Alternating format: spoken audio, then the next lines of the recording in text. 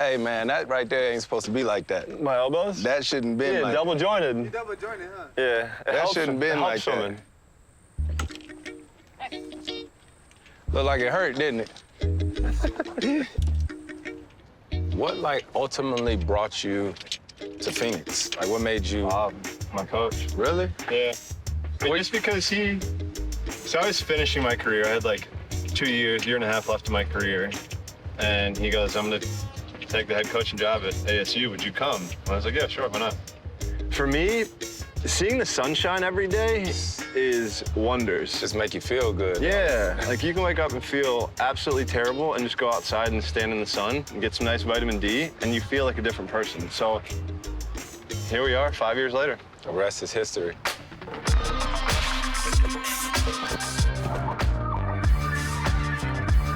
Phelps, what's happening? Hey, brother. You all right? Yeah, can't complain. Man, appreciate you being here. First and foremost, I thought we'd do it here because we both love golf. We done played golf a few times. I won't talk about how bad I done beat him. But, you know, to start it off, just a little bit about yourself and, you know, where you from, Baltimore. Born and raised in Baltimore, Maryland. I'm the youngest of three, the baby boy, the only boy. I played baseball, lacrosse, soccer, and swam till I was 11 years old, and then decided to focus on swimming only because my coach told me I could make the Olympic team, and then everything kind of took off. But did somebody swim, like, around you? Like, I know your mom, and she's... So my sisters both swam. Whitney, my middle sister, was internationally, what, number 3 in the world, number 1 in the nation at 15, or 13, excuse me. Swimming? Never knew that. And then I saw her just doing all these cool things, and I was like, I want to do that. Like, I want to go to Rome and swim there and go to World Championships and have a chance to go to the Olympics. So at the age of 11, my coach sat down with myself and my parents and was like, you have an opportunity to do something really special in 4 years, if. And I was like, okay, what? If He's what? like, no other sports. You're dropping the other sports. So I was focused on swimming, and that was it. So as an 11-year-old kid, I heard the word Olympics, and I was all in. That was it. That young, at 11. Yeah, just having the opportunity to represent your country, win an Olympic gold medal. Like, for me, I wanted to break a world record, and the only route to be able to have that chance was swimming at the highest level. What was it like then, though? Like, what was the preparation like at 11 for, like, swimming? Was you, like, swimming before school, swimming after school? I mean, back then, I was probably only swimming a handful of times a week, maybe 5 days a week. But you was always that nice? Probably not. I mean, I think I got better and better pretty quick. So when you was in high school, right, like, I was never caught near a pool, right? Like, I taught myself how to swim on an AAU trip just because I was scared. Yeah. I was scared. You get in the pool, everybody be playing around, and, you know, especially in black households, if somebody even thought about pushing you in the pool, it was gonna start a fight. Yeah. It was gonna start a fight. So when you were in high school and stuff, were your meets, like, not even close? Like, when did you start knowing, like, okay, I'm nice? I was breaking national age group records from the age of 8 on. I mean, I probably broke 200 national age group records. So national age group records are the fastest time swim in that age group. So I was 15, 16 breaking the open records. So as a 16-year-old or a 15-year-old, I made my first Olympic team. Yeah, that's different. That's very different. And so let's talk for a second about that type of spotlight. Like, what was that like? I was a deer in headlights at my first Olympics. A 15-year-old kid, never traveled outside of the country. I'm here standing in the Olympic final. All I wanted to do was get 1 second faster than I did at trials. I got 98 100s, 96 100s faster. And I was less than 0.3 out of a second from a medal. And I wanted to medal. And that motivation from not medaling catapulted me into 2004. I say I fall short in 2004 because I wasn't perfect, right? I lost, right? I don't like to lose. We don't like to lose. Yeah, So yeah, exactly. So I used that motivation to then catapult me into 2008, to where we had all the tools that we needed at that point to be able to compete at that level at every single race. During that week in Beijing, I think I swam 60,000 meters. So during a regular training week, I was swimming 80 to 100,000 meters.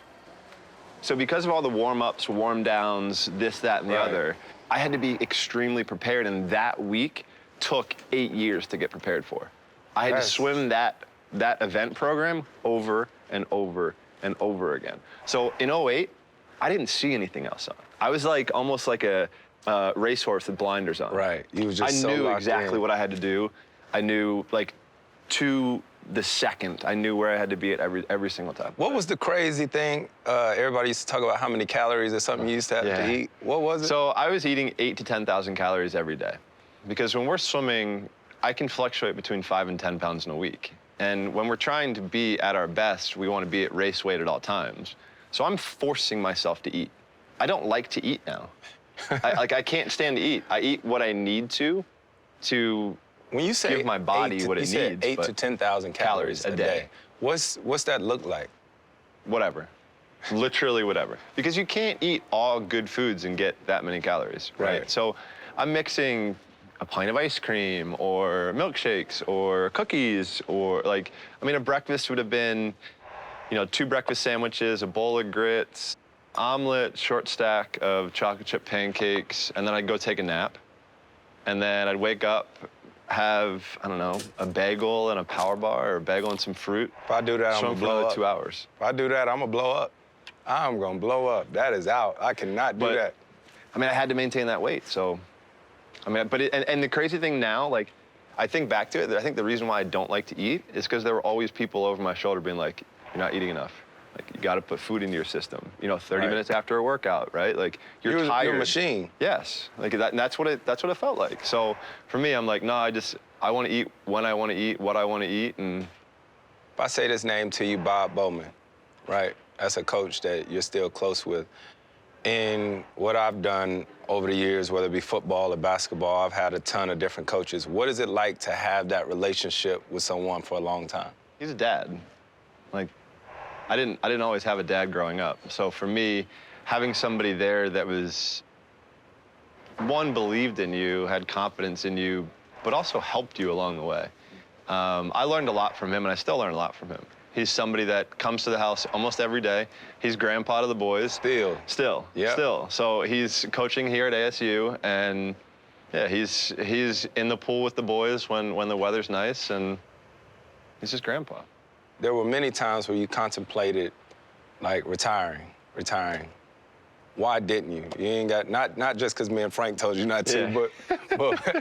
but why didn't you? The fuel that was inside of me. I mean, for me, like, in 2012 when I retired, it was more of a break than anything else. Right. Because for so long my head was staring at a black line, and I couldn't do anything else. I was never a kid, and so I wanted to find out what being a kid was like. So I think at that point, for me to have that kind of growing up process and seeing a little bit on my own, learning a little bit on my own, like, I just couldn't walk away. I didn't want to walk away. But the time was right for me to walk away when I did. And that didn't answer your question at all, but. No, it did. It did. I'm over here just thinking about how the fact that I got 2 Olympic gold medals, and I thought I'd done something, right? You sitting over there with 23 gold medals. Like, which one is sort of like the most important? Is the one where you won by point? Yeah, I mean, I honestly, from a textbook, like, best performance, I would say is probably the 200 free from Beijing. Yeah, and I think that my favorite besides that has to be the 4-peat. To win the same event over 4 straight Olympics, like, that's kind of crazy to think about. I think I could see it in your face too, like in 16, right? Because you were sort of the old guy. You know what I mean? I was the dad of the team. Right. Yeah. Basically, and I know you and how competitive you are. And so probably one of the best feelings is doing what everybody thinks that you can't, right? How was that? Like, I mean, my whole career was filled with people who doubted me. Going into 2008, Thorpe said I'd never win 8 gold medals, but thank you, Ian. And he knows that was, I think he said afterwards, he goes, I know how you work and I know how to motivate you. to go from that spotlight year in and year out to retirement, like, what was that like? It's weird going from basically every single day is scheduled perfect. Like, you don't have to think, right? You get up, you go to practice, you do this, you eat, you do this, you fall asleep, you go back to practice, you ice tub, massage, I still eat, can't imagine. go back to sleep, like all this stuff. I mean, I did it all for 20 years straight. So like, you take that away, I feel like a kid. I don't know what I'm doing. So for me, like, having 3 kids now, I've learned as they've learned. Because my childhood was swimming. And that was it. So I'm learning through this process of trying to fulfill my day with things that make me me and make me the best me. You showed a lot of courage to speak about mental health and talk about the things that you've dealt with in life. What finally gave you that courage and wanted you to talk about it and share it? Because we all deal with it. I think it's just a lot of times, you know, people don't talk about it. It's crazy. I go back and it was 2014, Sports Illustrated cover story with Tim Layden, and we're having an interview here in Phoenix, and whatever question he asked me just opened me up, dropped my shoulders, and I just let it all out. I was just ready to. You know, I think for me, when I checked myself in to get treatment and to get help, I knew that that's what I needed, and I was at the end of the road, and I had to get help. I was at a scary place in time, and for a long time, I didn't know how to ask for help. I think once I asked help for the first time, everything became easy. So that question, when he asked me, whatever it was, it just opened me up, and I felt comfortable to share everything that I'd been through. Because it was almost like I said to myself, I don't care what people think. This is me, and this is my journey, and it makes me who I am. So, you know, the only way for me to learn and grow and to get over certain things that I've gone through is to communicate and to talk about it. And look, I'm not perfect, right? Like, nobody's perfect, and I struggled a lot through my life. My first depression spell was in 2004. And I went up and down roller coasters all throughout life. Like we all do. And I think the coolest part about it is not that you do it for that reason at all, because you're doing it for yourself, but you just speaking about it, it just gave so many other people a lot more courage, not just athletes, just people in general. Why do you think so many people are having a hard time admitting to grappling with, like, these mental issues? And I think it's vulnerability. I think vulnerability is a scary word for a lot of people, and it's a scary word for me.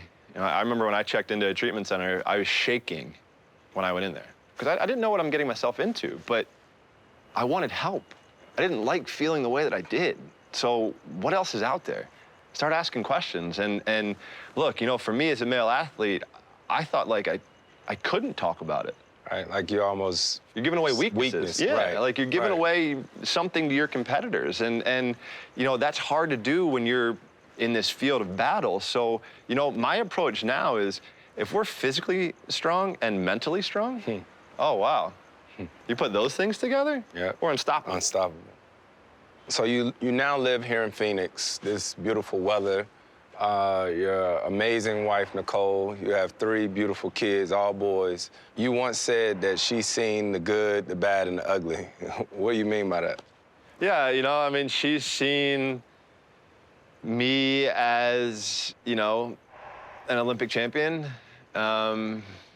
me as a dad, me depressed, me feeling like the worst person on the planet. Like, she's seen all of it. She's seen every single side of me. And look, I can sit here and talk about it because it's who I am, and I love who I am. It's taken a long time for me to look in the mirror and like who I am. So for me, like, I'll say the hardest thing was going through the pandemic. Being able to understand and manage my emotions through the pandemic was overwhelming. Right. Like, some of the scariest moments of my life. And without my wife there, I don't know if I'd be here today. Yeah, the COVID pandemic has been called a mental health crisis. Obviously, I went to the bubble. People are still dealing with it, especially kids, especially children, right? Like kids being homeschooled, doing everything on a computer and Zoom. What's something that you think can help these kids that are facing these different challenges?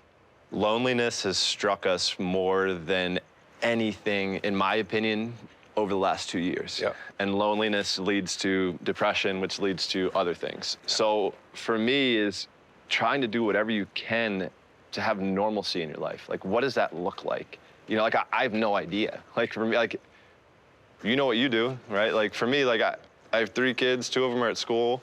I mean, I play golf, I sit at home, I work from home. Like, I don't travel anymore. Like, you know, I live here, my family's in LA, so I get it. I get it. But it's like, I think trying to find a routine, some kind of routine, I think is always important. And as athletes, it's something that we know and we do every single day of our life. But finding some kind of normal routine, because then you get to feel like you. Because the moment you start feeling not yourself, you start spiraling. Right. So I think finding ways to be your authentic self is something that's so important. So self-care, right? I work out every day, 6, 7 days a week. That's something I have to do for me. I go and hit golf balls once or twice a week. I put headsets in and I just hit golf balls. Like, I'm in my own world. And sometimes I go swim.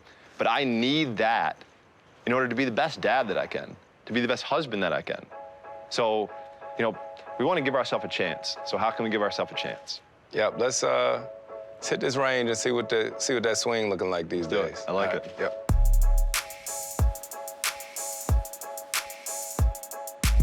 You know something I always wanted to ask you, which is, I mean, you're used to it, but it seemed like it would be kind of weird to me, right? So in some of your meets or races, you have teammates, right? Like, you have teammates. But then you may do a meet where the person who was just your teammate, you going against them. Yeah. I mean, we That's know, not like, weird? No, not really, because, you know, most of the time, like, internationally, we're wearing stars and stripes, right? So there's only 2 of us, so the chance of us going head-to-head is pretty likely. Yeah, but still. It's weird, but no, I mean, I think we can kind of put it past us, and we know when we step up on the block, it's business, it's competition. Like, it's not like we don't like you, we just want to beat the hell out of you. What about the kids, though? How are they with the water? They love it. They all absolutely love it. Boomer swims butterfly and freestyle. Beckett goes underwater, and he's like our little dolphin. Boomer's 5 now, right? Yeah. I can't wait till I'm trying to think, like, when will Boomer realize, like, who you are? You know what I mean? Like, I'm sure he knows about the water or whatnot, but he doesn't really know yet, right? He calls me Aquaman. Like, they all call me Aquaman. But no, I don't think he fully gets it yet. He'll always say, he's like, can you beat that person? Can you beat that person? You're like, well, back in the day, yes. Not anymore, though.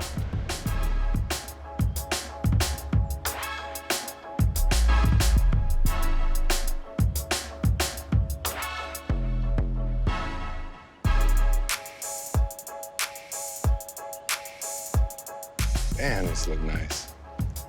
Feels so much better than sun. Oh my gosh, it feels so good.